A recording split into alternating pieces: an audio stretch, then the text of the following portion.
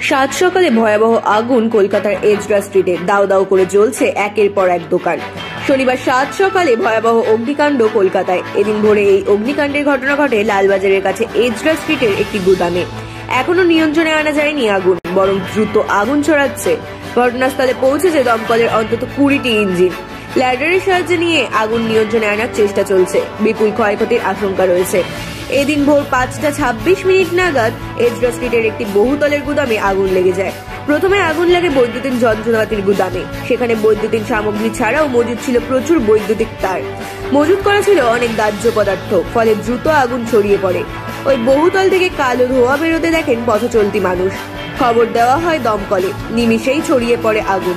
একের পর এক দোকান গ্রাস করতে থাকে আগুনের লেলিহান শিখা।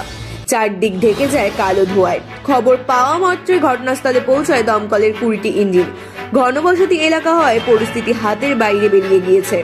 গুদাম থেকে পাশের আবাসনেও ছড়িয়ে পড়েছে আগুন। একাধিক বাড়িতে আগুন ছড়িয়ে পড়েছে বলে খবর।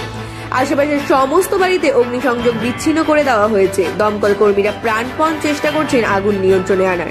ভেতরে কেউ আটকে পড়েছেন কিনা তা এখনো স্পষ্ট নয়। কিভাবে এই আগুন লাগলো তা এখনো স্পষ্ট নয়। পরিস্থিতি নিয়ন্ত্রণে আনতে রীতিমতো হিমশিম খাচ্ছেন দমকল কর্মীরা। মাথায় হাত ব্যবসায়ীদের। তবে বৈদ্যুতিন সামগ্রী থেকেই আগুন লেগেছে বলে প্রাথমিকভাবে মনে করা হচ্ছে। শর্ট সার্কিট থেকেই এই অগ্নিকাণ্ড বলে মনে করছেন দমকল কর্মীরা। ব্যুরো রিপোর্ট, রাত দিন নিউজ নেটওয়ার্ক।